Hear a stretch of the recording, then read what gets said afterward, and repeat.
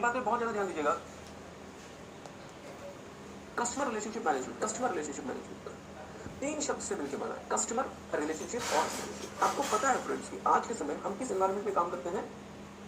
Competitive. और competitive environment में आप इकलौते प्लेयर तो है नहीं, देयर आर मेनी प्लेयर्स। और मार्केट में नए कस्टमर तो बहुत कम आते हैं, एग्जिस्टिंग कस्टमर्स को ही आपको पकड़ के रखना पड़ता है। जो आपके एग्जिस्टिंग कस्टमर्स है वो आपके ही कस्टमर बने रहे, और जो नया कस्टमर बन रहा है वो भी आपके पास आ जाए। मतलब आपको अपने एग्जिस्टिंग कस्टमर्स और पोटेंशियल कस्टमर्स दोनों को आपको मैनेज करना पड़ेगा ताकि वो आपके कस्टमर्स बने। तो कस्टमर रिलेशनशिप मैनेजमेंट ऐसे सॉफ्टवेयर होते हैं, ऐसा मैकेनिज्म होता है जो कंपनी को उसके कस्टमर्स के साथ सही प्रकार से रिलेशंस को मैनेज करने में मदद करता है। मेरी बात ध्यान दीजिएगा, कस्टमर से बहुत सारी चीजें जुड़ी होती हैं। जैसे कस्टमर जो भी ट्रांजेक्शन कर रहा है उसका डेटा, तो हमें क्या करना चाहिए? उसके डेटा को कलेक्ट करना चाहिए, प्रोसेस करना चाहिए, और उसके बेसिस पे हम कस्टमर स्पेसिफिक पॉलिसीज बना सकते हैं। जैसे फॉर एग्जांपल एयरटेल कंपनी पहले क्या करती थी, एयरटेल वाले साहब के मैसेज आया कि सर जी आपके रिक्वायरमेंट को ध्यान में रखते हुए हमने आपके लिए प्लान सजेस्ट किया। अब मेरे जियो ने हालात बदल दिए। तो इसका मतलब क्या हुआ? एयरटेल क्या करती थी, अपने हर एक कस्टमर का डेटा एनालिसिस करती थी और उसके हिसाब से कस्टमर स्पेसिफिक प्लान बनाती थी और अपने कस्टमर को रिकमेंड करती थी। एग्री करती थी? तो देखिए ये सारा का सारा काम आप कैसे करेंगे? पहले ये काम अलग अलग डिपार्टमेंट अलग अलग सेक्शंस में होता था, बट अब ये काम कंपनी एक इंडिविजुअल सिस्टम के थ्रू करेगी, जिसे आप क्या नाम देंगे? Customer relationship management. मेरी बात पे फ्रेंड्स बहुत ज्यादा ध्यान दीजिएगा।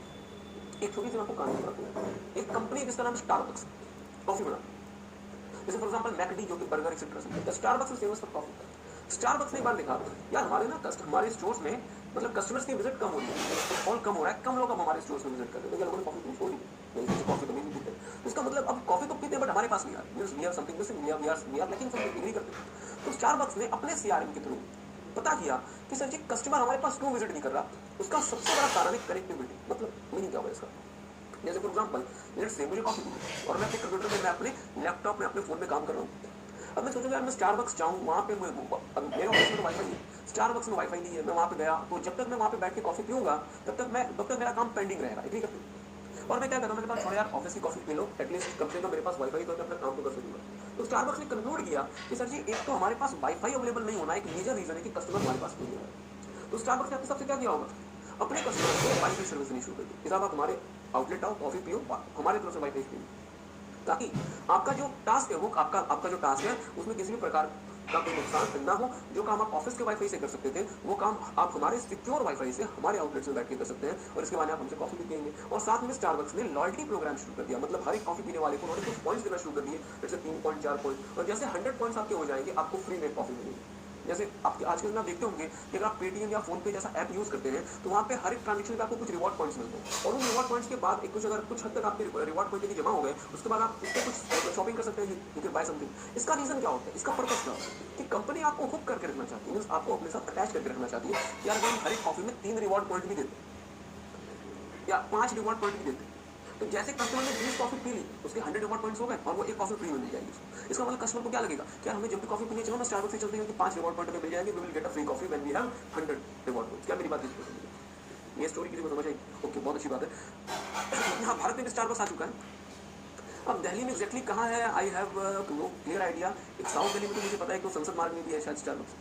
ओके, ध्यान दीजिएगा। नहीं मैं स्टारबक्स में नहीं गया, इतना समय कहाँ मिलता है, अब आप बच्चे समय कहाँ छोड़ देंगे। तो I have no much interest in coffee, मुझे कॉफी में बहुत ज़्यादा इंटरेस्ट नहीं है। हाँ आईटी से मैं नंबर लाया, सबको स्टारबक्स लेके चलेंगे, पार्टी लेके, मैं नहीं लेके चलेंगे। हाँ ठीक बात है, ठीक बात। अब बाकी पे ध्यान देंगे। तो ये स्टारबक्स ने ये सारा का सारा काम अपने कस्टमर्स के बारे में, ये सारी की सारी जानकारी स्टारबक्स को कैसे मिली? जब आपके कस्टमर से जुड़ी हुई हर बातें अलग अलग लोग मैनेज कर रहे हैं, या कस्टमर से जुड़ी हुई सारी की सारी चीजें इंटीग्रेटेड वे में एक जगह मैनेज हो रही है। तो ये कस्टमर से जुड़ी हुई सारी की सारी चीजें इंटीग्रेटेड वे में एक जगह मैनेज हो रही है, और जो सिस्टम, जो मैकेनिज्म, जो सॉफ्टवेयर आपको आपके कस्टमर से जुड़ी हुई सारी की सारी चीजों को इंटीग्रेटेड वे में एक जगह मैनेज करके प्रोसेस करके देगा, वो क्या कहलाएगा? Customer relationship management, CR. I hope आपको बात समझ आ रही है। ठीक बात, तो मेरे साथ साथ देखेंगे CRM. CRM refers to practices, strategies and technologies that company uses to manage and analyze customers। मतलब CRM बेसिकली क्या होता है? प्रैक्टिसेस, स्ट्रेटजीज और टेक्नोलॉजीज, 3 चीजें। PST प्रैक्टिसेस, स्ट्रेटेजीज, टेक्नोलॉजीज जिसका इस्तेमाल कंपनी करती है ताकि अपने कस्टमर्स को मैनेज कर सके, एनालाइज कर सके। CRM allows businesses to develop long term relationship with established and new customers. इसका मतलब होगा कि अगर आप सीआरएम को सही प्रकार से इस्तेमाल कर पाए तो सीआरएम आपको वो प्रैक्टिसेस बताएगा, वो स्ट्रेटेजीज बताएगा और वो टेक्नोलॉजीज लाने में मदद करेगा जिसके थ्रू आप क्या कर सकते हैं, लॉन्ग टर्म रिलेशनशिप डेवलप कर सकते हैं अपने एस्टैब्लिश कस्टमर्स के साथ और अपने न्यू कस्टमर्स के साथ। मतलब सीआरएम आपको उन प्रैक्टिसेस के बारे में बताएगा कि सर जी क्या करोगे, उन स्ट्रेटेजीज को बताएगा कि सर जी ये स्ट्रेटेजी अपनाओ ताकि जो आपके रेवेन्यू मतलब गिर रहे हैं, कस्टमर्स की संख्या कम हो रही है, इन स्ट्रेटेजीज को अपनाओ ताकि आपके रेवेन्यू दोबारा से हो जाए, कस्टमर्स की संख्या दोबारा से बढ़ जाए और इन टेक्नोलॉजीज को इस्तेमाल करो जिससे कस्टमर आपका अगेन आपके साथ लॉयल बनते हैं। ध्यान दीजिए, CRM can be considered as an amalgamation of people, process and system। तो इसका मतलब ये हुआ कि CRM में बेसिकली क्या हो रहा है, people मतलब कंपनी एक ऐसा सिस्टम लेकर आती है जिससे कस्टमर के रिगार्ड्स में जितना भी प्रोसेस है वो हम एक साथ मैनेज कर सके। बहुत ध्यान से समझिएगा, सीआरएम क्या है, सीआरएम क्या है, कंपनी एक ऐसा सिस्टम लेकर आती है जिससे कस्टमर के रिगार्ड्स में सारा का सारा जो प्रोसेस है वो एक साथ मैनेज हो सके, ये मेरा सीआरएम कहलाता है। आगे देखिएगा, CRM is built by 3 words, customer, relationship and management. ये तो बट ऑब्वियस सी बात है, कस्टमर क्या है, company are money to customer. CRM helps company to categorise customers into different groups and manage them accordingly. CRM की मदद से आप अपने कस्टमर्स को अलग-अलग ग्रुप्स में क्लासिफाई कर सकते हैं और आप अकॉर्डिंगली उनको मैनेज कर सकते हैं। जैसे फॉर एग्जांपल हो सकता है कि बिग बाजार कंपनी सीआरएम का इस्तेमाल करे और सीआरएम के इस्तेमाल से उसे पता चले कि हमारे बहुत सारे कस्टमर्स ऐसे हैं जो कि 10,000 रुपए से ज़्यादा की शॉपिंग करते हैं। हो सकता है हमारे कौन से कस्टमर्स ऐसे हैं जो हमसे इलेक्ट्रॉनिक प्रोडक्ट्स परचेज करके जाते हैं, क्योंकि आपको पता है दोस्तों किसी भी कंपनी के लिए इलेक्ट्रॉनिक प्रोडक्ट में मार्जिन ज़्यादा होता है और बाकी जो नॉर्मल प्रोडक्ट्स होते हैं उसमें मार्जिन कम होता है। तो अगर बिग बाजार को ये पता चल गया कि हमारे इलेक्ट्रॉनिक प्रोडक्ट्स वाले कौन से कस्टमर्स हैं तो बिग बाजार उनके लिए अलग से एक प्रोग्राम लेकर आ सकता है ताकि वो कस्टमर्स आपके लॉयल बने रहें और अकॉर्डिंगली कंपनी उसको मैनेज कर सकती है। दूसरा, relationship between the company and its customers needs continuous involvement and interaction. CRM helps in managing the relationship with customers. अगर आपको अपने कस्टमर के साथ रिलेशनशिप एस्टैब्लिश करनी है तो आपको कंटीन्यूअसली उससे इंटरेक्ट होना पड़ेगा, उससे इंटरेक्शन बनानी पड़ेगी और जो सीआरएम होगा वो आपको हेल्प करेगा इस वाले रिलेशनशिप को बनाने में, एस्टैब्लिश करने में। और तीसरा, management. CRM enables company to make required changes in the organisation and its people so to meet the needs and requirements of the company in a better way. So this is most important. मेरी बात ध्यान दीजिएगा, Starbucks को यदि falling revenue से deal करना था तो क्या स्टारबक्स के लिए जरूरी था कि अपने अंदर तब्दीली लाए? तो ये कैसी तब्दीली? वाईफाई ऑफर करना शुरू करें, एक बिल्कुल नया कॉन्सेप्ट शुरू करें, लॉयल्टी प्रोग्राम। इसका मतलब ये हुआ कि कंपनी को कस्टमर्स के हिसाब से अपने अंदर की चेंजेस लेके आने पड़ सकते हैं। एग्री करते हैं? कंपनी को कस्टमर्स की रिक्वायरमेंट के हिसाब से अपने अंदर भी चेंजेस लाने पड़ सकते हैं, अपने इंप्लॉइज के अंदर भी चेंजेस लाने पड़ सकते हैं, क्योंकि कंपनी का कस्टमर तो कंपनी का कस्टमर इस बात की डिमांड करेगा कि सर कंपनी आप भी अपने अंदर चेंजेस लाओ और आपके जो इंप्लॉइज हैं, आपके जो लोग हैं, आपके जो पीपल हैं, उनके अंदर भी चेंजेस आएंगे। और सीआरएम आपको हेल्प करता है उन बदलावों को लेकर आने के लिए, क्योंकि अल्टीमेटली जब तक कंपनी अपने आप को नहीं चेंज करती फ्रेंड्स, तब तक आप लॉन्ग टर्म तक अपने कस्टमर्स के साथ रिलेशनशिप स्टैब्लिश नहीं कर सकते। आई होप आपको बात समझ आ रही है, एग्री करते हैं? तो इस बात को थोड़ा सा देख लीजिए। Management. CRM enables company to make required changes in the organization and its people, so to meet the needs and requirements of the customers in a better way. तो CRM क्या होता है? CRM ऐसी प्रैक्टिसेस, स्ट्रेटेजीज और technologies होता है जिसकी मदद से कंपनी जो है तो बस 3 बातें याद रखें, प्रैक्टिसेस, स्ट्रेटेजीज और टेक्नोलॉजीज, जिसकी मदद से कंपनी अपने स्टैब्लिश और अपने नए या फिर अपने पोटेंशियल कस्टमर्स के साथ लॉन्ग टर्म रिलेशनशिप स्टैब्लिश कर सकती है। CRM 3 चीजों से मिलकर बना होता है, कस्टमर रिलेशनशिप मैनेजमेंट, कंपनी जो पैसा वो कस्टमर से कमाती है। सीआरएम जो होता है वो कंपनी के कस्टमर्स को अलग अलग कैटेगरीज में ग्रुप करने में मदद करता है और अकॉर्डिंगली आप अलग अलग कस्टमर्स को अलग अलग तरीके से मैनेज कर सकते हैं। ठीक है? रिलेशनशिप, कंपनी और उसके कस्टमर्स के बीच में रिलेशनशिप के लिए बहुत जरूरी है कि इन दोनों के बीच में कॉन्टिन्यूस बेसिस पे इंटरेक्शन हो, इन्वॉल्वमेंट हो, और सीआरएम मदद करता है उस इंटरेक्शन और इन्वॉल्वमेंट को पूरा करने के लिए। और फाइनली मैनेजमेंट सीआरएम जो है वो मैनेजमेंट को चेंज करता है, मतलब कंपनी और उसके लोगों में वो परिवर्तन लेकर आता है जो परिवर्तन जरूरी है कस्टमर्स के रिक्वायरमेंट को ध्यान में रखते हुए, कस्टमर्स की नीड्स को ध्यान में रखते हुए। ध्यान दीजिएगा, CRM enables company to make required changes in the organisation and its people so to meet the needs and requirements of the customer in a better way, ताकि आप अपने कस्टमर्स की रिक्वायरमेंट को बेहतर तरीके से मीट कर सकें। ठीक बात। सो टेक सम टाइम, एक बार से रीड कर लें। नहीं, हम आपको कुछ नोट ही करा रहे हैं, सब कुछ चीजें कराएंगे, एक बार से नोट कर लें, फिर हम आगे बढ़ेंगे। मतलब नोट करें, नोट ही कर लें, मतलब रीड कर लें। और बेनिफिट्स ऑफ सीआरएम बहुत महत्वपूर्ण।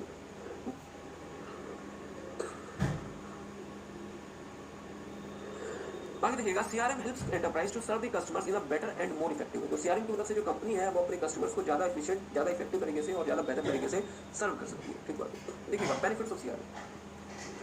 Business communities benefited by adopting CRM process as follows. मतलब जो बिजनेस की जो बिजनेस कम्युनिटी है उनको क्या बेनिफिट हुआ सीआरएम को अडॉप्ट करने से? पहला, helps in raising a more market oriented enterprise. ध्यान दीजिए, helps in raising a more market oriented enterprise. बहुत ध्यान से मेरी बात कीजिएगा। Helps in raising a more market oriented enterprise.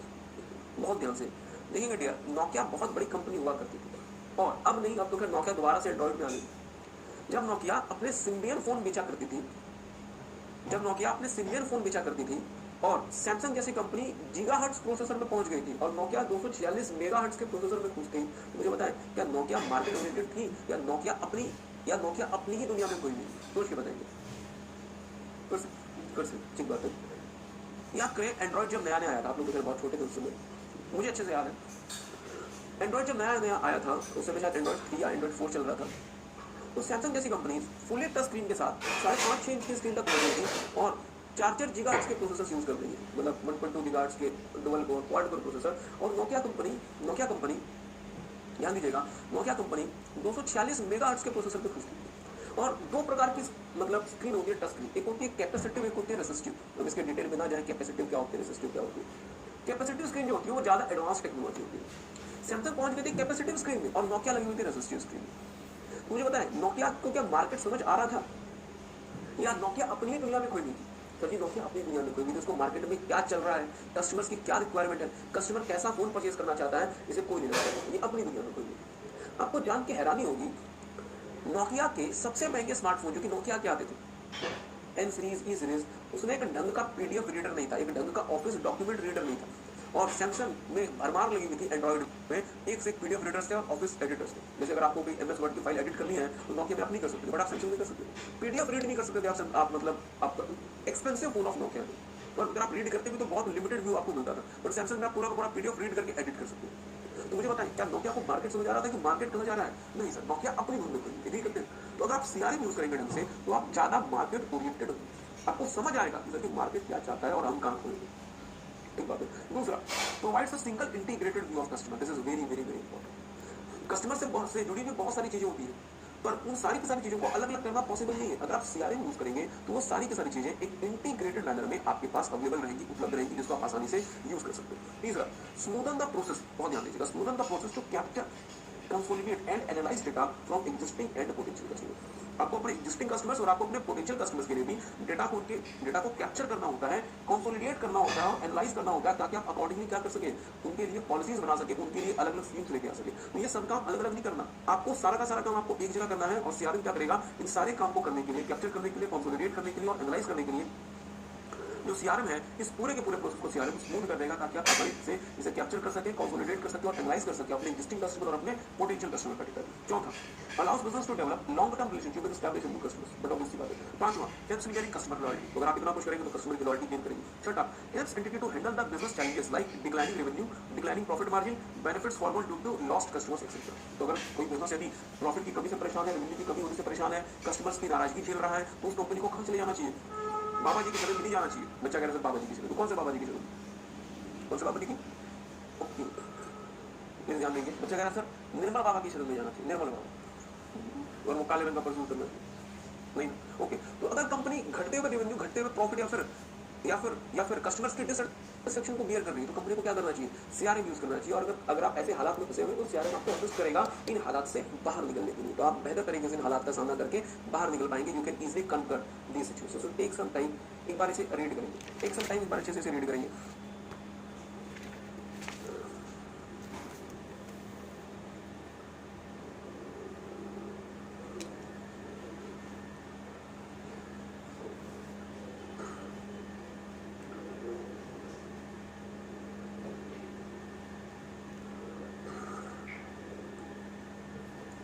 हाँ, इसको याद रखने का हम आपके साथ एक छोटी सी कहानी भी शेयर करेंगे इसे याद रखने के लिए, बट पहले से एक बार इसे रीड तो करें।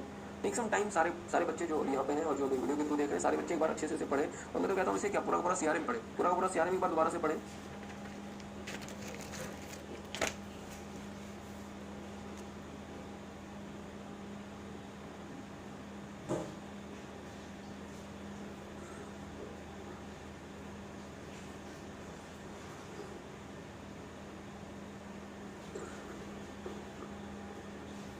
ओके,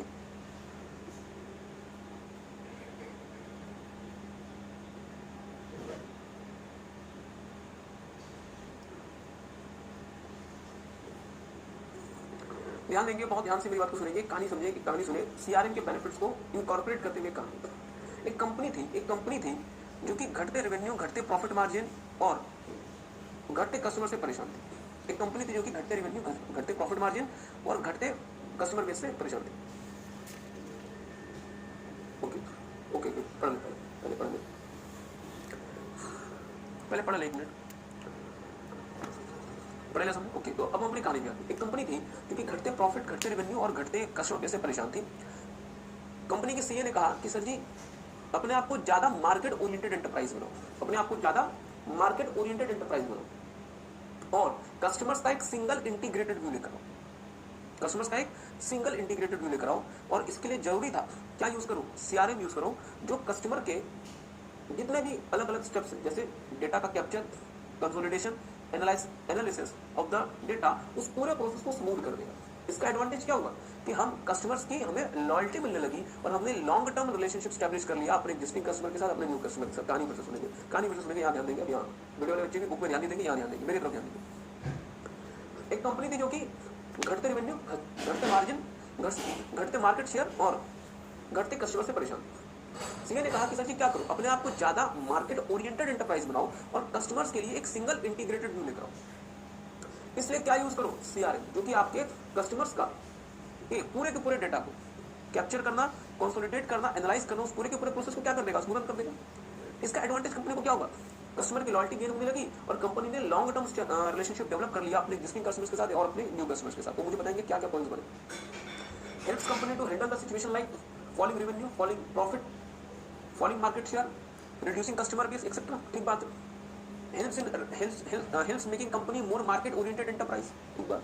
तीसरा, provides a single integrated view of the customers, smoothen the process to capture, consolidate and analyze the data of existing and new customers, helps in gaining customer loyalty, helps in establishing longer term relationship with the existing and the new customers। कहानी खत्म। इससे आसान बात है। Okay, लिखना चाहते तो लिख लो, जो बच्चे लिखना चाहते कहानी लिख लो, अदरवाइज लिखने की रिक्वायरमेंट नहीं है, इन्हीं आओ लिख लो। एक कंपनी थी जो कि घटते रेवेन्यू, घटते प्रॉफिट, घटते मार्केट शेयर से परेशान थी। उनके चार्टर्ड अकाउंटेंट ने कहा कि सर जी ज्यादा मार्केट ओरिएंटेड एंटरप्राइज बनो, इसके लिए जरूरी है कि कस्टमर्स का एक सिंगल इंटीग्रेटेड व्यू आपके पास होना चाहिए। इसलिए सीआरएम यूज करो, जो कि कस्टमर के डेटा का कैप्चर, कंसोलिडेशन और एनालिसिस के पूरे प्रोसेस को स्मूथ कर देगा। कंपनी ने सीए की बात मान ली और सीआरएम यूज करने लगी। ठीक बात है। इसका एडवांटेज क्या हुआ, कस्टमर की लॉयल्टी मिलने लगी, मतलब कंपनी को कस्टमर की लॉयल्टी मिलने लगी और कंपनी ने लॉन्ग टर्म रिलेशनशिप डेवलप कर लिया अपने एक्जिस्टिंग कस्टमर के साथ और अपने न्यू कस्टमर्स के साथ। आई होप आपको बात समझ में। ठीक है, चलिए तो एक काम करेंगे, एक बार से देख लेंगे।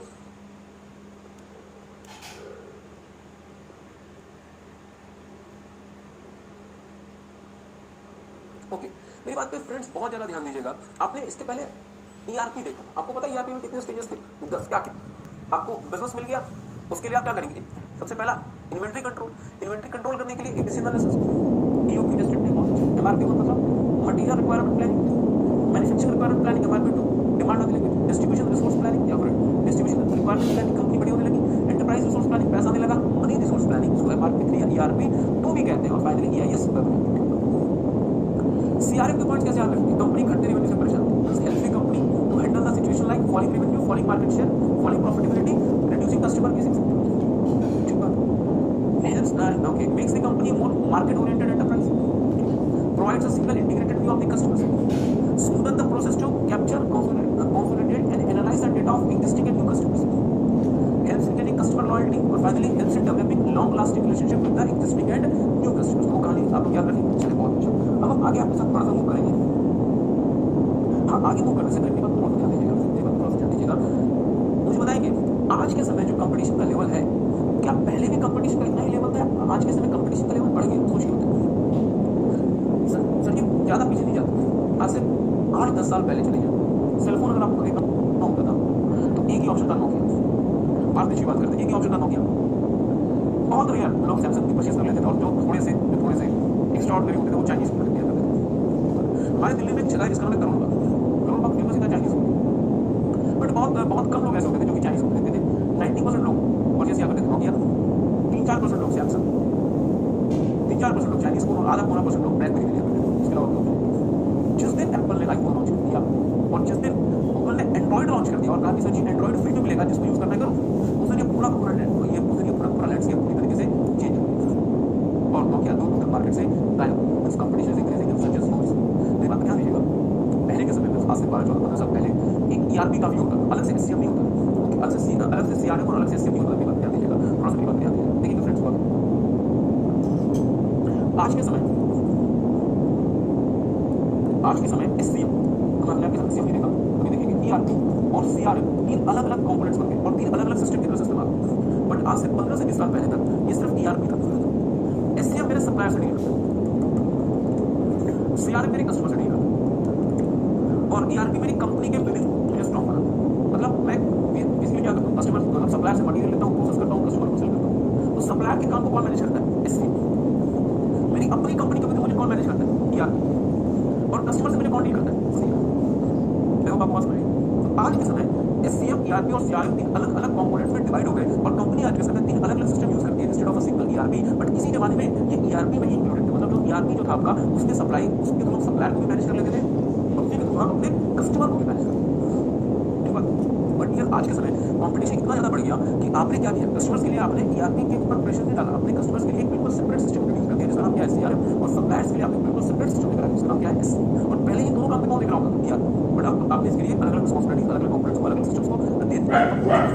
आप सीए बन के इनिशियली जिस नौकरी में जाएंगे, जिस कंपनी में जाएंगे, हो सकता है वहां पे सिर्फ ईआरपी, हो सकता है वहां पे अलग से सीआरएम होनी है, हमारे पास एससीएम भी और हमारे पास सीआरएम भी। और मुझे बताओ, सोच के बताए ना, क्या ईआरपी, सीआरएम और एससीएम के आपस में इंटीग्रेट होने चाहिए या तीनों अलग अलग होने चाहिए? सच्ची पटो बसी बात है, वो क्या होंगे? इंटीग्रेट होंगे। यदि वो इंटीग्रेट नहीं होंगे तो फिर परेशानी हो सकती है, एग्री करते हैं, क्योंकि अल्टीमेटली पूरी कंपनी कैसी होगी? इंटीग्रेटेड होगी। तो क्या मैं आपको चीज पढ़ने के लिए दे सकता हूँ? मुझे नहीं। एक काम कीजिएगा, रिलेशनशिप बिटवीन ईआरपी, सीआरएम और एससीएम को पढ़िएगा, सिर्फ इस बात को ध्यान में रखते हुए कि मेरा एससीएम होता है वो सप्लायर से मेरे रिलेशनशिप को स्ट्रॉन्ग करने में मदद करता है। एक समटाइम एक बार से रीड करें। हाँ सारे बच्चे एक बार ध्यान दीजिएगा, कोई भी कंपनी क्या होती है इसकी। अब लेट्स से मैं कंपनी हूँ, मैं क्या करता हूँ,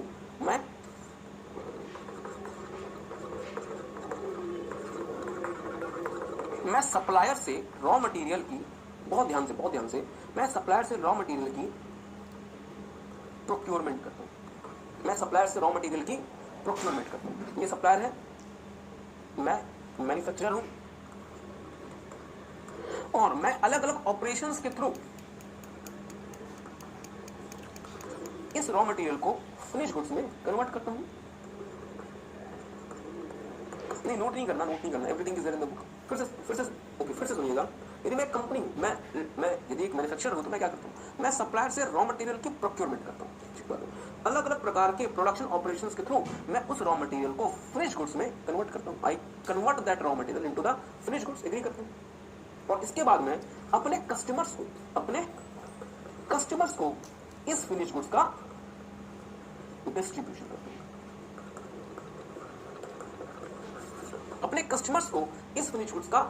करता हूँ। इसका मतलब क्या हुआ कि कोई भी कंपनी, मैन्युफैक्चरर अपने सप्लायर और कस्टमर के साथ लिंक होकर, जितना ज्यादा लिंक होकर काम करेगा उतना ज्यादा बेहतर तरीके से वो डील कर सकता है। मैन्युफैक्चरर को अपने सप्लायर और अपने कस्टमर के साथ पूरी तरीके से लिंक होकर काम करना पड़ेगा। इसी को हम नाम देते हैं सप्लाई चेन। ध्यान दीजिएगा, इसी को नाम देते हैं सप्लाई चेन। सप्लाई चेन क्या होती है? लिंकेज। सप्लाई चेन क्या होती है? लिंकेज। किसके बीच में? सप्लाई चेन होती है डियर लिंकेज। किसके बीच में? सप्लायर, मैन्युफैक्चरर और कस्टमर के बीच में। सप्लायर, मैन्युफैक्चरर और कस्टमर के बीच में जो लिंकेज होगी उसे हम नाम देंगे सप्लाई चेन। कोई भी कंपनी क्या करती है? Procurement of raw material from the supplier, operations in raw material and finally distribution of raw material. मेरी बात पर ध्यान दीजिएगा, मुझे तीन काम करने हैं, प्रोक्योरमेंट, ऑपरेशंस एंड डिस्ट्रीब्यूशन। तो ये तीनों चीजें मैं अलग अलग से करूं या एक साथ इंटीग्रेट करके करूं? सही मतलब समझिए। मतलब ये होगा कि जब मैं गुड्स का डिस्ट्रीब्यूशन कर रहा हूं तो मुझे क्या पता होना चाहिए कि मैं कितना डिस्ट्रीब्यूट करूं, उसी हिसाब से फिर मैं प्रोक्योरमेंट करूं, उसी के हिसाब से फिर मैं ऑपरेशन करूं। अगर मैं गुड्स का ऑपरेशन कर रहा हूं तो मुझे पता होना चाहिए कि मुझे कितना डिस्ट्रीब्यूट करना है, मैं उसके अकॉर्डिंग ऑपरेशन करूं और उसी के अकॉर्डिंग मैं प्रोक्योरमेंट करूं। अगर मुझे प्रोक्योरमेंट करना है तो मुझे पता होना चाहिए कि मुझे कितना अल्टीमेटली डिस्ट्रीब्यूट करना है। लेट्स से मैंने इस चीज को देखा ही नहीं कि मुझे कितना डिस्ट्रीब्यूट करना है, मैंने अपनी मर्जी से प्रोक्योरमेंट कर लिया। मैंने बहुत सारी क्वांटिटी परचेज कर ली और मुझे पता चला कि मुझे तो उतना डिस्ट्रीब्यूट ही नहीं करना था। क्या मेरे लिए बहुत ज्यादा वेस्टेज नहीं हो जाएगा? कभी बहुत ज्यादा वेस्टेज हो जाएगा। मुझे बताएं, आपने बहुत कॉमनली किसी ना किसी स्वीट शॉप से आपका पाला पड़ा होगा, मिठाई की दुकान से। तो मिठाई की दुकान वाला जो मालिक होता है वो क्या अपनी मर्जी से गुड्स बना लेता है या उसे पहले डिमांड फोरकास्ट उसके पहले वो डिमांड की फोरकास्ट करता है, मतलब वो डिस्ट्रीब्यूशन का फोरकास्ट करता है, उसी के हिसाब से वो रॉ मटेरियल परचेज करता है और उसकी ऑपरेशन करता है। मतलब हमें क्या करना पड़ेगा? प्रोक्योरमेंट, ऑपरेशन और डिस्ट्रीब्यूशन के फंक्शन को आपस में इंटीग्रेट करना पड़ेगा। आई होप आपको बात समझ आ रही है। तो यही हमारे कहलाते हैं चार components of supply chain management. But इसमें जाने से पहले हम आपको सिर्फ ये बता रहे हैं कि जो सप्लाई ओके, तो हम आपको सिर्फ ये बता रहे हैं कि जो सप्लाई चेन होती है, जो सप्लाई चेन होती है वो 3 लोगों के बीच का लिंकेज होती है। बहुत ध्यान से, जो सप्लाई चेन होती है वो 3 लोगों के बीच का लिंकेज होती है। सर जी कौन कौन से 3 लोग? सप्लायर, मैन्युफैक्चरर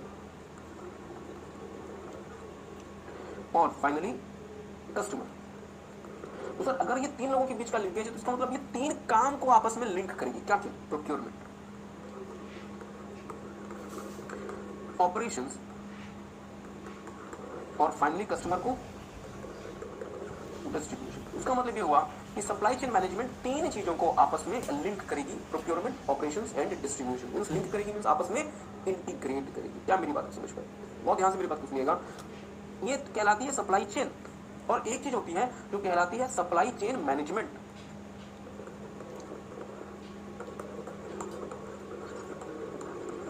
एक चीज होती है जो कहलाती है सप्लाई चेन मैनेजमेंट। दो चीजों में कंफ्यूज ना हो। एक चीज होती है जो कहलाती है सप्लाई चेन। सप्लाई चेन क्या होती है? Linkage between the company, between the manufacturer with its supplier and customer, या linkage of supplier, manufacturer and customer is known as supply chain. या फिर सप्लाई चेन में हम क्या करते हैं? 3 चीजों को आपस में लिंकेज करते हैं, प्रोक्योरमेंट का, ऑपरेशन का और डिस्ट्रीब्यूशन का। ठीक बात। अब मुझे बात सोच के बताएंगे, मैंने सोच लिया कि सर जी हमें प्रोक्योरमेंट, ऑपरेशन और डिस्ट्रीब्यूशन को आपस में लिंक करना है, तो मुझे इसका क्या करना पड़ेगा? प्रोक्योरमेंट, ऑपरेशन और डिस्ट्रीब्यूशन का मुझे आपस में लिंक स्टैब्लिश करना पड़ेगा। और मैं वो लिंक कैसे स्टैब्लिश करूंगा दोस्तों? इसको प्रॉपर तरीके से प्लान कर, मीन्स मैं इस लिंक को प्रॉपर तरीके से प्लान करूंगा। सिर्फ प्लानिंग करके काम चल गया है, मुझे इंप्लीमेंटेशन करना पड़ेगा। इंप्लीमेंटेशन करना पड़ेगा और फाइनली मुझे अगर कोई इशू आए तो मुझे उसे कंट्रोल करना पड़ेगा। बहुत ध्यान से मेरी बात को सुनिएगा, मुझे उसे कंट्रोल करना पड़ेगा। बहुत ध्यान से मेरी बात को सुनिएगा। देयर आर 2 डिफरेंट थिंग्स, 2 अलग अलग चीजें। एक कहलाती है सप्लाई चेन, एक कहलाता है सप्लाई चेन मैनेजमेंट। सप्लाई मतलब 3 चीजों का linkage, procurement, operation, distribution. But इस प्रोक्योरमेंट, ऑपरेशन और डिस्ट्रीब्यूशन की प्रक्रिया को प्लान करना पड़ेगा। प्लानिंग के बाद इसे इंप्लीमेंट करना पड़ेगा और इंप्लीमेंट करने के बाद इसे कंट्रोल करना पड़ेगा। तो सर जी प्रोक्योरमेंट, ऑपरेशन और डिस्ट्रीब्यूशन की प्रक्रिया को प्लान करना, इंप्लीमेंट करना और उसे कंट्रोल करने की जो प्रक्रिया होगी वो कहलाएगी सप्लाई चेन मैनेजमेंट। बहुत ध्यान से मेरी बात को सुनिएगा, कंफ्यूज ना हो जाए। सप्लाई चेन 3 एक्टिविटीज को लिंक करने का, क्या? प्रोक्योरमेंट, ऑपरेशन और डिस्ट्रीब्यूशन। प्रोक्योरमेंट कैसे? मुझे पता है ना, एक कंपनी, एक मैन्युफैक्चरर क्या करता है? सप्लायर से रॉ मटेरियल की प्रोक्योरमेंट करता है, उस रॉ मटेरियल में तरह तरह के प्रोडक्शन ऑपरेशन करता है और फाइनली उसे फिनिश गुड्स बना के अपने कस्टमर को डिस्ट्रीब्यूट करता है। पर सर जी इस तीनों काम को क्या प्रॉपर तरीके से प्लान करना पड़ेगा, या मैं एडहॉक बेसिस पे प्रोक्योरमेंट करूं, एडहॉक बेसिस पे ऑपरेशन करूं, एडहॉक बेसिस पे डिस्ट्रीब्यूशन करूं? नहीं सर, प्लान करना पड़ेगा। प्लान करके कहानी खत्म, या इंप्लीमेंट भी करूं, इंप्लीमेंट भी करूं। बहुत बार क्या होता है कि हमने प्लानिंग कर लिया, हमें लगा कि काम खत्म हो गया। पर sir ji planning is the very first step. जब तक आप उसे इंप्लीमेंट नहीं करेंगे, planning won't serve any purpose. नहीं करते तो प्लानिंग तो कर ली, अब उसे क्या कर दो? इंप्लीमेंट। और इंप्लीमेंट करने के बाद उसे कंट्रोल करो। तो वो मैकेनिज्म, वो सिस्टम जो सप्लाई चेन की एक्टिविटीज को प्लान करेगा, प्लानिंग, इंप्लीमेंट करेगा और फर्दर उसे कंट्रोल करेगा, इसे क्या नाम देंगे? Supply chain management. Are you guys getting? एक काम करते हैं, पहले हम आपको रीड करा दें, पहले रीड करिए। इसमें नोट कुछ नहीं करना, तो ध्यान से देखना। Supply chain refers to the linkage, supply chain refers to the linkage between the supplier, manufacturer and customers। Supply chain क्या होता है? लिंकेज होता है सप्लायर्स, मैन्युफैक्चरर्स और कस्टमर्स के बीच में। Supply chain involve all activities like procurement, operation and its distribution to the customers. तो सप्लाई चेन में 3 प्रकार की एक्टिविटीज आती है, प्रोक्योरमेंट करना, ऑपरेशन करना और फाइनली इसका डिस्ट्रीब्यूशन करना अपने कस्टमर्स को करते हैं। तो सर जी ये तो था सप्लाई चेन। तो सप्लाई चेन मैनेजमेंट क्या है? Supply chain management can be defined as a process of planning. Supply chain management can be defined as a process of planning, implementing and controlling, process of planning, implementing and controlling the operations of supply chain। मतलब supply chain के operations में procurement, operation और distribution को plan करना, implement करना और control करना, इसे क्या नाम देंगे? Supply chain management. क्या किसी को बात समझ आई? एमसीक्यू में ये भी पूछना सकता है कि supply chain management supply chain activities का क्या क्या करता है? प्लानिंग भी करता है, इंप्लीमेंटेशन भी करता है, कंट्रोल भी करता है। लेट्स से इशू चौथा पॉइंट डाल दे, अकाउंटिंग। तो अकाउंटिंग कर रहा है, नहीं कर रहा है? ध्यान दीजिएगा, एमसीक्यू में क्वेश्चन आ सकता है कि supply chain management supply chain activities का क्या क्या नहीं करता। पहला ऑप्शन प्लानिंग, क्या प्लानिंग करता है? जोर से बोलेंगे, हाँ प्लानिंग। दूसरा इंप्लीमेंटेशन, क्या इंप्लीमेंटेशन भी करता है? हाँ इंप्लीमेंटेशन भी करता है। कंट्रोलिंग, क्या कंट्रोलिंग भी करता है?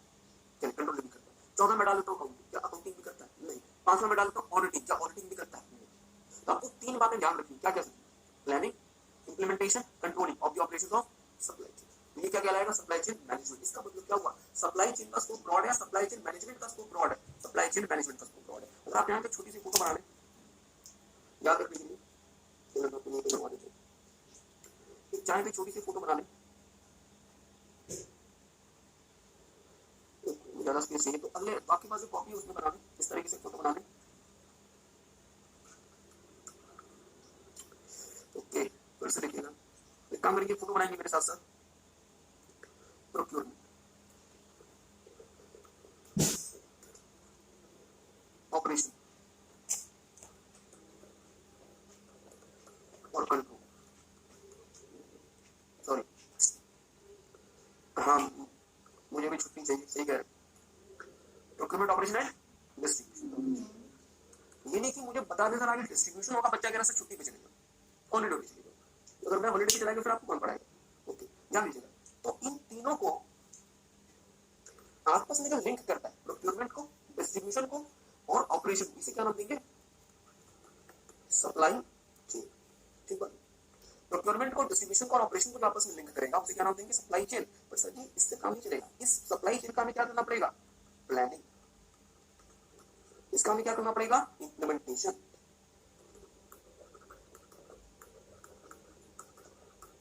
और इसी का हमें क्या करना पड़ेगा? कंट्रोल। तो हमें सप्लाई चेन एक्टिविटीज का क्या करना पड़ेगा? प्लानिंग, इम्प्लीमेंटेशन और कंट्रोल। तो इसी में क्या नाम दूंगा? Supply chain management.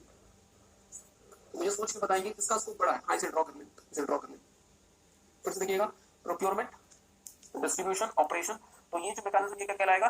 Supply chain. तो सप्लाई चेन का ये प्लानिंग को, इम्प्लीमेंटेशन को और कंट्रोल को क्या नाम देंगे? Supply chain management. तो मुझे बताएंगे सर किसका स्कोप बड़ा है? सप्लाई चेन का या सप्लाई चेन मैनेजमेंट का? बहुत अच्छा, सप्लाई चेन मैनेजमेंट का। ओके, पहले नोट करिए, पहले टेप लें इसको। हाँ, बच्चा कर सब फर्रे बना लें, हाँ पहले फर्रे बना लें, पहले फर्रे बना लें। ओके, तो फिर से देख लें, मेरी बात ध्यान दीजिएगा। सप्लाई चेन तीन लोगों को आपस में लिंक कराता है, मैन्युफैक्चरर, उसके सप्लायर और कस्टमर के साथ, और प्रोक्योरमेंट, ऑपरेशन और डिस्ट्रीब्यूशन एक्टिविटीज को लिंक कराता है। तो फिर ये सप्लाई चेन मैनेजमेंट क्या होता है? जो इस पूरी तीन एक्टिविटीज को प्लान करेगा, इंप्लीमेंट करेगा और कंट्रोल करेगा, उसे क्या नाम देंगे? सप्लाई चेन मैनेजमेंट का नाम देंगे। ठीक है, सप्लाई चेन मैनेजमेंट के चार कंपोनेंट्स होते हैं। क्या? अब एक नई बात है, नई बात नहीं, पुरानी बात। चार कंपोनेंट्स है, चार हिस्से या चार एस्पेक्ट्स होते हैं, मेरे साथ साथ देखेंगे क्या क्या इसके कंपोनेंट्स, एस्पेक्ट्स या एलिमेंट्स होते हैं। प्रोक्योरमेंट, दूसरा ऑपरेशन, डिस्ट्रीब्यूशन और सारी चीजों का इंटीग्रेशन। क्योंकि सर जी प्रोक्योरमेंट, ऑपरेशन और डिस्ट्रीब्यूशन को अलग अलग इंडिविजुअली नहीं देखना, कैसे देखना है? इंटीग्रेटेड मैनर में देखिएगा। Enterprise have to ensure that right items are purchased in required quantity. मतलब प्रोक्योरमेंट में आप क्या देखेंगे? सर सही प्रकार से राइट आइटम्स को राइट क्वांटिटी में परचेज कर लो, प्रोक्योरमेंट कर लो, उसका अपने सप्लायर से प्रोक्योरमेंट कर लो। ऑपरेशन में क्या होता है? रॉ मटेरियल को आप किसमें ट्रांसफॉर्म करते हैं? Finish goods. Transformation of raw material into finish products और सर्विसेज। तो आपने जो रॉ मटेरियल लिया है उससे आप फिनिश प्रोडक्ट्स या फिनिश सर्विसेज बनाएंगे। Distribution, making arrangement for distribution, transportation, warehousing etcetera of goods. तो क्या आपके पास फिनिश गुड्स बनके तैयार हो गया, उसका क्या करेंगे? डिस्ट्रीब्यूशन करेंगे। आपको अगर इसका डिस्ट्रीब्यूशन करना है तो गुड्स को कहीं स्टोर भी करना पड़ सकता है, वेयर हाउसिंग, इसका ट्रांसपोर्टेशन एक्सेट्रा। तो ये सब कुछ इंश्योर आप कहां करेंगे? डिस्ट्रीब्यूशन फेज में। और फाइनली सारी चीजों का integration to make SCM successful. Entity must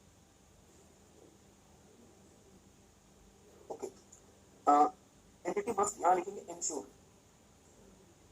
ensure the entity must ensure the,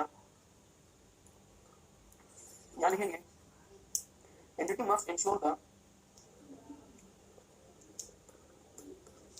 integration of everything from the start to the end। मतलब ये हुआ कि अगर आप सप्लाई चेन मैनेजमेंट को सफल बनाना चाहते हैं तो सर जी प्रोक्योरमेंट को एड हॉक बेसिस पे मत करना, ऑपरेशन और डिस्ट्रीब्यूशन के पॉइंट ऑफ व्यू से करना, ऑपरेशन को प्रोक्योरमेंट और डिस्ट्रीब्यूशन के पॉइंट ऑफ व्यू से करना, और डिस्ट्रीब्यूशन को भी प्रोक्योरमेंट और ऑपरेशन के पॉइंट ऑफ व्यू से करना। मतलब तीनों कामों को मिला के चलना। जैसे फॉर एग्जांपल आप लोग जब अपने एग्जाम के लिए प्रिपरेशन करते हैं तो क्या सातों सब्जेक्ट जो आपके इंटर लेवल पे हैं, क्या सातों सब्जेक्ट को ध्यान में रख के चलते हैं या सिर्फ और सिर्फ आईटीज़म को ध्यान में रख के चलते हैं?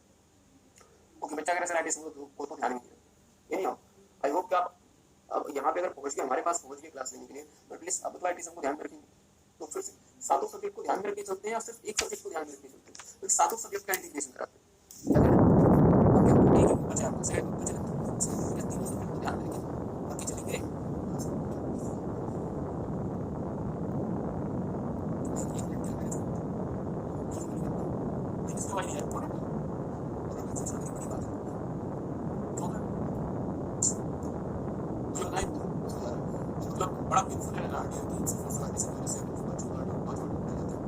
सेड और इसके जिम्मेदार कहीं ना कहीं आप भी हैं। और सर आपको इसके बारे में जो मुझे क्या नहीं करा रहे सिर्फ आपको एडवाइस करा। चलिए इनकी और थोड़ी सी बात बता देते हैं। जैसे कि मैंने पहले भी बताया था कि किसी जमाने में ERP में ही CRM और SAP बट जैसे जैसे कंपनी का टास्क एक्सपेंड हो रहा है, जैसे जैसे कंपनी बड़ी होती जा रही है, कंपनी ने क्या किया ERP को सिर्फ इंटरनल पर्पस के लिए रखा है, कस्टमर के लिए CRM बना दिया और सप्लायर्स के लिए SAP। तो अब तीन अलग अलग प्रकार के स्पेशलाइज्ड सिस्टम यूज होते हैं एक ही कंपनी में, SCM, ERP और CRM। इसके अलावा भी देखिए कंपनी में AIS भी यूज होता है, अकाउंटिंग इन्फॉर्मेशन सिस्टम। और इसके अलावा कंपनी में HMRS मतलब HRM सिस्टम यूज होता है। ध्यान देंगे CRM and SCM are widely implemented into my software. While ERP is more focused on improving the process within the organization. Process within the organization मतलब आंतरिक रूप से ERP आपको समझ रहा है। CRM में जो ग्राहक relationship with the customer and SCM is to facilitate the collaboration between the organization. Suppliers and customers. मतलब CRM कस्टमर के साथ हमारा रिलेशनशिप को स्ट्रॉन्ग करता है, जो SCM है वो हमारे सप्लायर्स के साथ, हमारे डिस्ट्रीब्यूटर्स के साथ हमारे रिलेशनशिप को स्ट्रॉन्ग। और ERP within the company हमें strong. SCM ensures that material flows through the supply chain with the highest possible efficiency and lowest possible cost. तो supply chain management जो करता है कि सर जी आपका जो मटेरियल है वो जो लीस्ट एफिशिएंसी के साथ और लीस्ट कॉस्ट में उसके साथ काम करेगा। तो बात आपको देखिएगा सप्लाई चेन मैनेजमेंट भी एक ऐसा मैकेनिज्म होता है जो इंश्योर करता है राइट मटेरियल राइट टाइम पे राइट प्लेस पे राइट कस्टमर को राइट प्राइस पे डिलीवर। सर आपने इससे भी देखा था याद रहा। तो उसी तरह हम कहते हैं सप्लाई चेन मैनेजमेंट। और सप्लाई चेन मैनेजमेंट इसका इंप्लीमेंट है लॉजिस्टिक्स का एसपीटी थोड़ा सा देख लीजिएगा। CRM focuses on building strong relationship between the business and its customers. CRM is similar to ERP makes the organization highly competitive and its strategic edge over the competitive environment. जो company CRM, SCM और ERP सब कुछ use करती है वो अपने competitive से मुकाबले ज़्यादा अच्छे से मार्केटिंग कर सकती है। तो आपको आई होप आपके पास काम कीजिएगा, छोटा सा कॉपी भेजिएगा, वैसे छोड़ा हुआ और एक काम कीजिएगा अपनी कॉपी में भेजिएगा शॉर्ट नोट से जल्दी से। हमने आपको इस समय तो कराया हुआ है, राइटिंग के पेपर दोबारा से पेपर देते हैं, ज़्यादा से ज़्यादा क्या होगा कि 1 मिनट बस ठीक है। Supply chain management ensures that the right product is delivered to the right person at the right time and right place with least possible cost. So take some time for a smooth fill. Supply chain management ensures that the right product is delivered to the right person at the right time at the right place with the least possible cost. मतलब सही product सही व्यक्ति को सही समय पे सही जगह पे मिनिमम पॉसिबल कॉस्ट लगा के डिलीवर करना, ये किसका ऑब्जेक्टिव है? Supply chain management. जैसे फॉर एग्जांपल किसी कंज्यूमर है और ध्यान दीजिएगा आपने कंपनी का नाम सुना है फेडेक्स। फेडेक्स जो कि बहुत बड़ी लॉजिस्टिक्स और ट्रांसपोर्टेशन कंपनी है। आपको पता है अमेरिका में जो मतलब अमेरिका में क्रिसमस एक बहुत ज्यादा बहुत ज्यादा मनाया जाने वाला एक फेस्टिवल। तो अमेरिका में जो क्रिसमस में लोग एक दूसरे को गिफ्ट भेजते हैं और उस गिफ्ट का तभी इम्पैक्ट रहता है जब वो क्रिसमस के शाम तक पहुंचे। ऐसा नहीं कि क्रिसमस वाला गिफ्ट आपको फरवरी में गिफ्ट किसी काम करेंगे। तो फेडेक्स के समय के पास बहुत ज्यादा ह्यूज वर्कलोड हो जाता है क्योंकि क्रिसमस में बहुत ज्यादा क्योंकि क्रिसमस के साथ न्यू ईयर भी शुरू हो जाता है, तो इसलिए ह्यूज क्वांटिटी ऑफ गुड्स जो उनको ट्रांसपोर्ट करना पड़ता है। तो एक बार क्या हुआ फेडेक्स का मतलब फेडेक्स ने किसी दूसरे शहर में कुछ भेजने थे और एक छोटा सा पार्सल मिस हो गया। पार्सल के लिए फेडेक्स ने सिर्फ $10 चार्ज किया था। इसको नोट कर लिया सब तो इसको नोट नहीं करता। पार्सल के लिए उन्होंने सिर्फ $10 चार्ज किया था बट लास्ट जो व्हीकल निकल गया और वो पार्सल रह गया। अब अगले व्हीकल अगला जो व्हीकल था वो नए साल की बात थी तो वो न्यू ईयर के लिए और क्रिसमस के लिए वो आखिरी व्हीकल था। तो फेडेक्स क्या करता $10 उनको मतलब वापस कर देता। बट मुझे बताइए इससे क्या कंपनी की रेपुटेशन पर असर पड़ता?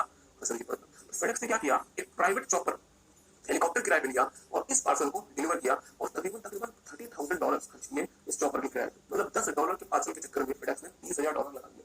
मुझे बताएं क्या फेडेक्स ने इंश्योर किया कि राइट प्रोडक्ट को राइट टाइम पे राइट प्लेस पे राइट टाइम पे मतलब राइट प्रोडक्ट को राइट पर्सन को हम डिलीवर कर दें? ये तो इंश्योर कर दिया। बट मुझे बताएं क्या फेडेक्स ने लीस्ट पॉसिबल कॉस्ट को इंश्योर किया? नहीं। और इस वाले $10 के पार्सल के चक्कर में फेडेक्स ने कितना लगा दिया?